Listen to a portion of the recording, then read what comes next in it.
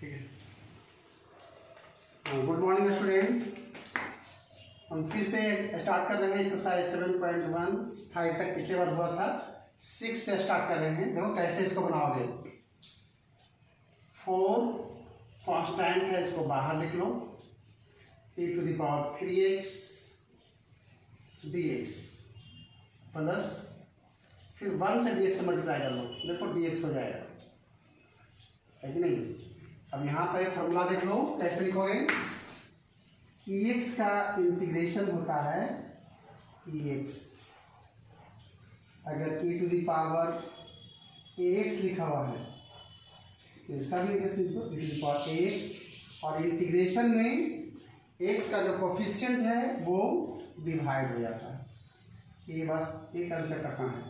जैसे यहाँ पर 4 e⁻ देखोगे 3x है, और x का जो कोफिशिएंट है कितना है 3, उसको नीचे 3 डाल दो, प्लस dx का इंटीग्रेशन x प्लस जैसे कि पिछले बार बताए थे।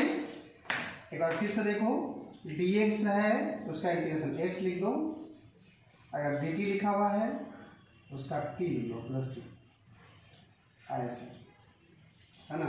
सपोज कर लो तुम्हें ये पता नहीं है कि dx का इंटीग्रेशन कैसे करना है, इसको ऐसे भी कर सकते हो, x⁻0 dx, x⁻0 plus 1/0 plus 1 plus यानी x प्लस c हो गया। तो इस तरह से भी इसको एक्सप्लेन कर सकते हो। फिर से एक बार देख लो, 4 कांस्टेंट पार्ट है, इसको बाहर रखो, e⁻3x dx 1 dx, e⁻3x का इंटीग्रेशन इसके जैसा, देखो e⁻ax, x का क्वेश्चन कितना है a, तो यहाँ a डाल दो, यहाँ x का क्वेश्चन कितना है 3 डाल दो, dx का इंटीग्रेशन x प्लस c, और इस तरह से इसका फाइनल आंसर हो गया। हमने बताया कि dx का x कैसे होता है। मान लो dx का तुम्हें पता नहीं है कि x कैसे होता है, तो dx के साइड में क्या है 1 है, और 1 के बदले में लिख दो x⁻0, और फिर ये फॉर्मूला तो पता ही है ना, एक बार फिर से फॉर्मूला लगा दो, है ना। ये फॉर्मूला क्या लिखते हैं, x⁻n+1/n+1 प्लस, जैसा कि प्रीवियस क्लासेस में हम लोग डिस्कस किया। ओके, नंबर 7 की तरफ बढ़ते हैं। क्वेश्चन नंबर 7 दिया हुआ है x² ब्रैकेट में लिखा हुआ 1 - x²/dx। अब इसको देखो कैसे हम लोग करते हैं। पहले x² को 1 से इंटू करो तो कितना हो गया ये x², और फिर dx से भी कर लो, dx हो जाएगा, है ना। फिर इसको भी करो, x² इंटू 1/x² dx, देखो x² कैंसिल हो गया। अब कितना हो गया x² dx माइनस dx, और अभी हमने बताया कि dx का इंटीग्रेशन x होता है, इसका तो फॉर्मूला पता ही है, क्या लिखोगे x⁻2+1 minus x plus c x³/3 plus कितना लिखोगे इसको -x प्लस a आंसर हो गया। अगर यहाँ प्लस है तो प्लस दे दो, माइनस है तो माइनस दे दो, ये आंसर हो गया, है ना। फिर से एक बार देख लो कैसे किया गया। x² को 1 से इंटू करो, x² dx यहाँ से आ रहा है, x² इंटू 1/x² dx यहाँ से आ रहा है, ये कैंसिल हो गया, 1 dx, dx का इंटीग्रेशन x है तो फॉर्मूला लिख दो x⁻n+1 के जैसा, है ना, इस तरह से। चलो देखते हैं क्वेश्चन नंबर 8 में। 8 में कैसे लिखा हुआ है, कांस्टेंट पार्ट देखो a है, b है, c है, a को इस तरह से बाहर निकालो, यहाँ लिखो x² dx, कांस्टेंट पार्ट को इंटीग्रेशन से बाहर रखो, x² dx।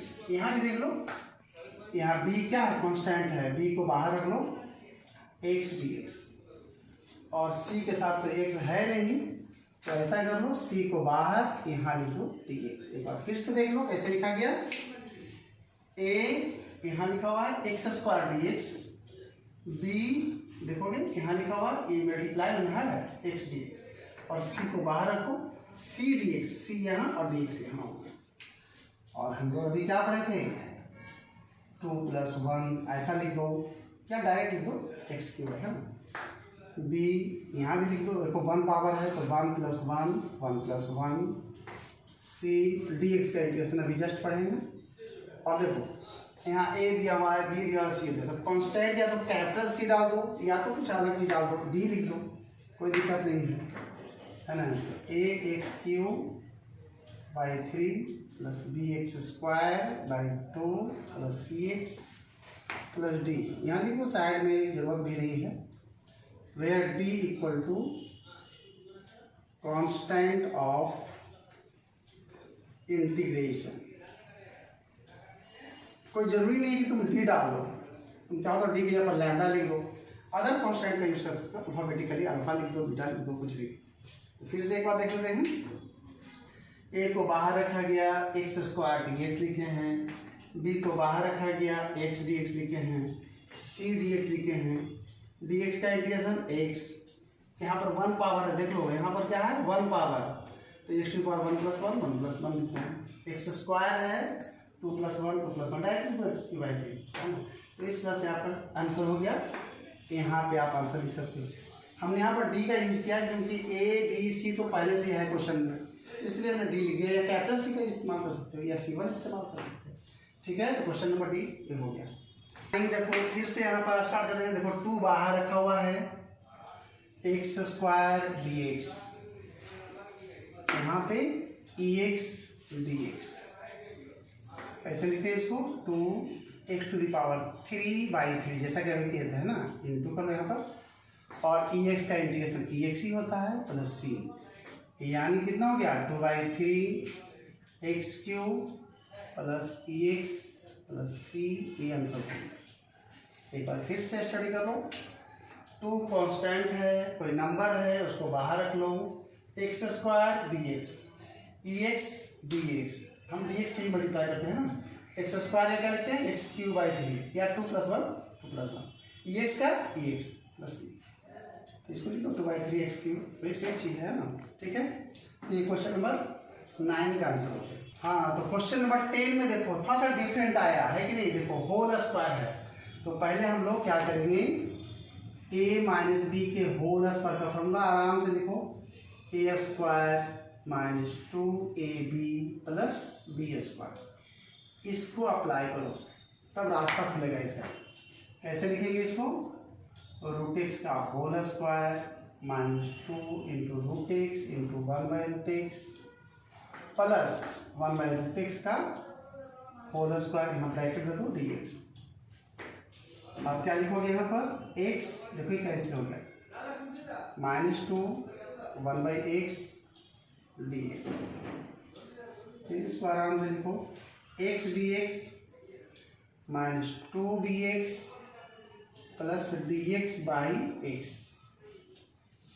ये हो गया x² 2 - 2x plus log of mod x plus c. थोड़ा सा स्टडी करो, देखो ये dx/x का formula log of mod x होता है, दूसरे तरीके से फॉर्मूला याद नहीं है तो log x का डिफ्रेंसिएशन करते हो तो ये होता है 1/x, इसका मतलब 1/x का इंटीग्रेशन log के साथ देखोगे ऑलवेज मॉड रहता है, क्योंकि log निगेटिव का वैल्यू जो है, log माइनस आएगा, x का वैल्यू निगेटिव आ गया तो इन्फिनिटी हो जाएगा ना, इसीलिए हमेशा इसको मॉड में रखते हैं, जितने भी इंटीग्रेशन में log आएगा उसको क्या करोगे मॉड में रखोगे।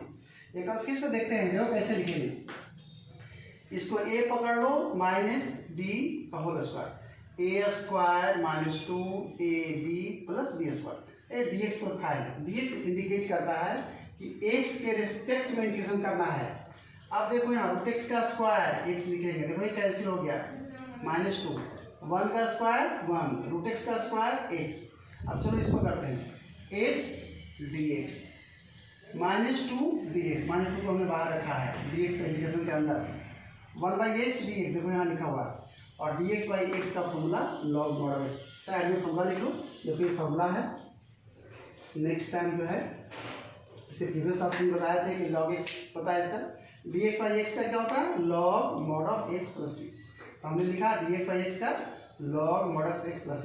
अक्सर लोग भूलता है फॉर्मूला, इसलिए अच्छा से ध्यान देना, dx/x का फॉर्मूला क्या log of mod x + c।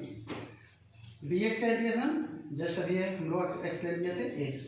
यहाँ देखो कितना लिखा हुआ, पावर 1 है तो 1 + 1 2 हो गया बाई 2, इस तरह से, है ना। तो ये हो गया क्वेश्चन नंबर 10 का आंसर।